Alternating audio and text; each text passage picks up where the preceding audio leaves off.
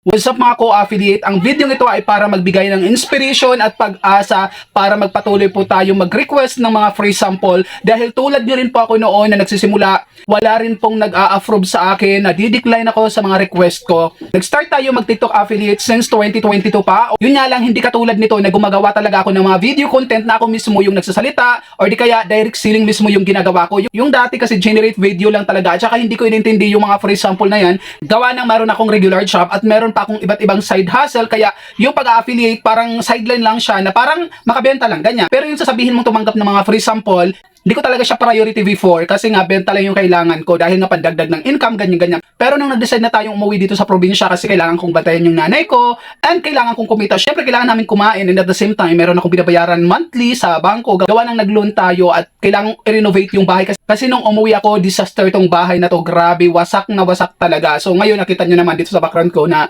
maayos-ayos na talaga to. Linon ko yan sa bangko at medyo malaking halaga yon. Kaya hindi pa pwede na hindi ako gumawa ng paraan dito sa probinsya na kailangan pakainin ko dito sa bahay yung mga kasama ko and at the same time, magbabayad tayo sa bangko. So, balik na nga tayo dito sa pagiging active ko sa pag-create ng mga content product na kung saan worried ako nung umuwi ako dito dahil nung nandun ako sa Manila way back 2024, mga December po, tapos January ako umuwi, wala talaga tong benta halos itong account na to. As in parang did itong account na to kasi may mabenta man ako, napaka-minimal, napakaliit po talaga. In terms naman sa mga free sample, talagang nadi-decline ako. And then finally, nakapag-decide na ako umuwi na talaga dito. So, ito na yung naging focus ko talaga. Linakasan ko na yung loob ko. Gagawin ko ang lahat para magkaroon ako ng maayos na sales at para magkaroon din tayo ng mga free sample. Na maliliit lang yung mga free sample na natatanggap ko noon. So ngayon, ito, as you can see naman po, ngayon nagle-level up na yung mga product na binibigay sa akin, as in umaabot na ng 3,000, may 1,800, may 1,500, at least than 500 lang yung mga amount ng mga free sample ko. Ilang month lang ako nakatanggap ng mga magagandang mga product na mga as in quality talaga. And ang sekreto lang dyan kung bakit ako na-approve at napapansin ng mga seller dahil po consistent ako mag-upload at power posting yung ginagawa ko. So ulitin ko yung consistent, syempre everyday nag-upload tayo yung power posting, dapat nag-upload tayo everyday ng mga 5 or kung kaya lagpas ng 5. At syempre, reminder lang, kung hindi naman porket consistent tayo at nagpa-power posting, hindi na natin naayusin yung script natin at saka yung pananalita natin at yung pag-video din. Kailangan i-consider din natin yung mga yan